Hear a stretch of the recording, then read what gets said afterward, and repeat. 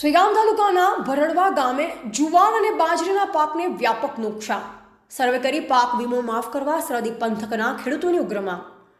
સરહદી વાવ અને સુઈગામ પંથકમાં રાત્રે ભારે ગાજવીજ અને પવન સાથે વરસાદનું આગમન થતાં સરહદી વાવ અને સુઈગામ પંથકમાં ઉભેલા ચોમાસા પાકમાં જુવાર અને બાજરીના પાકને ભારે નુકસાન વેઠવાનો વારો આવ્યો છે.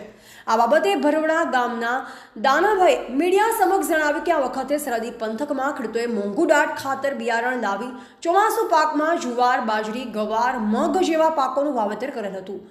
જુવાર અને બાજરીનો પાક પૂરો તૈયાર થઈ ગયો. ટૂંક સમયમાં પાકની કાપણી કરવાની હતી. તેવામાં ગતરોજ ભારે પવન ગાજવીજ સાથે તોફાની વરસાદ પડવાથી સરહદી વાવ અને સુઈગામ પંથકમાં ઉભેલા ચોમાસુ પાકમાં જુવાર અને બાજરીના પાકને ભારે નુકસાન થવાથી ખેડૂતોને ભારે નુકસાન વેઠવાનો વારો આવ્યો છે.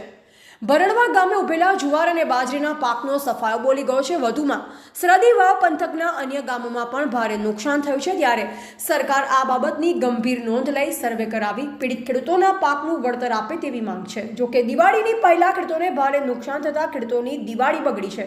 આ બાબતની વાવના તત્કાલીન ધારાસભ્ય અને સાંસદ એવા ગેનીબેન ઠાકોર ખેડૂતોની રજૂઆત કરે તેવી આ વિસ્તારના ખેડૂતોની ઉગ્ર માંગ છે. અહેવાલ વિષ્ણુભાઈ ભરડવા.